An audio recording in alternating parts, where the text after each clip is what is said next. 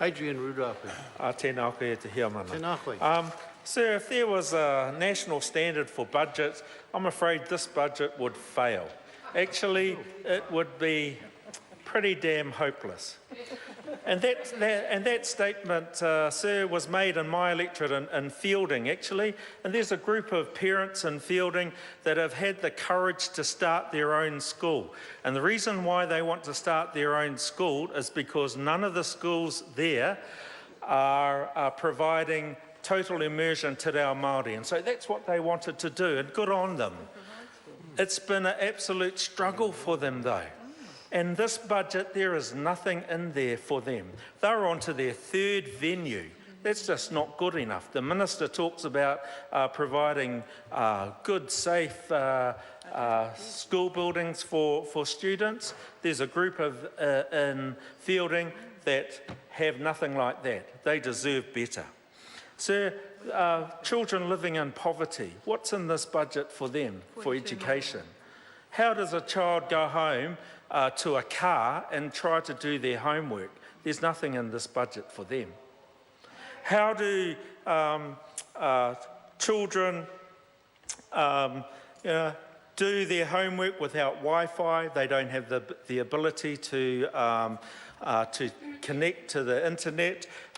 There's more pressure on their parents, as we heard from my colleague Chris Hipkins. It's much more expensive for parents now to much more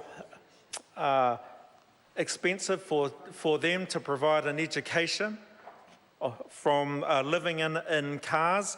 My colleague Jenny Salesa knows all about that because a lot of them are in her electorate.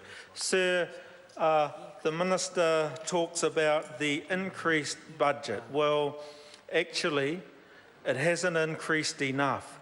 This idea that you can have targeting for certain areas of education doesn't really work. The overall effect for most children living in poverty is that they don't get to benefit from it. And that's a sad occasion. So I had the privilege of visiting a group of rangatahi in Palmerston North. They have failed, the system has failed for them. They have dropped out of secondary school. They have even dropped out of alternative education. And if it wasn't for Te Aroha Noa, a group in Palmerston North that have given them the opportunity to have a safe place for them to learn, then they would not be in any education like 64,000 others. They wouldn't be in training, they wouldn't be in employment, they wouldn't be in education. There's nothing in this budget for them. Sir, I can't help but comment on Māori boarding schools. Māori boarding schools deserve a better deal. The contribution that Māori boarding schools have made to this country is significant.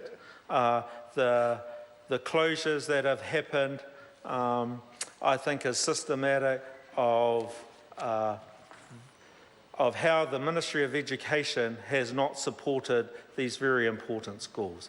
I think about the amount of money that the government has poured into private schools, into charter schools, and then I look at the opportunities for the likes of Turakina Māori Girls College that was closed last year. And it's very disappointing. There's nothing in this budget for Māori boarding schools. I think the Māori Party should be ashamed of themselves. They talk about sitting at the table that make decisions that provide opportunities. Well, there's been a high cost for those opportunities that only go to a very small number of people.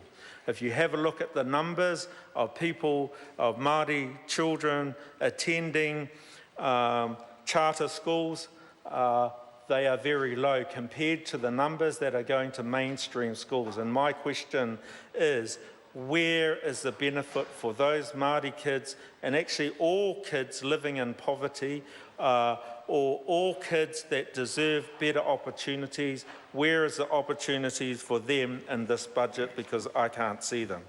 Thank you, Mr Chair. I call the Honourable Hikia Parata.